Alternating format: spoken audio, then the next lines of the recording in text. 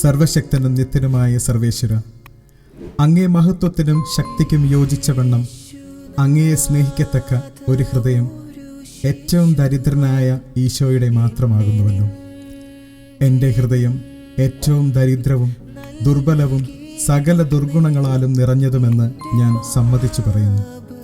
ദയ നിറഞ്ഞ ദൈവമേ, സ്നേഹം നിറഞ്ഞതും എല്ലാ നിക്ഷേപങ്ങളും അടങ്ങിയിരിക്കുന്നതുമായ അങ്ങേ ദിവ്യപുത്രൻ്റെ പരിശുദ്ധ ഹൃദയം എൻ്റെയും സകല മനുഷ്യരുടെയും പാപങ്ങൾക്കും നന്ദിഹീനതയ്ക്കും പരിഹാരമായി അങ്ങേക്ക് ഞാൻ കാഴ്ച സമർപ്പിക്കുന്നു.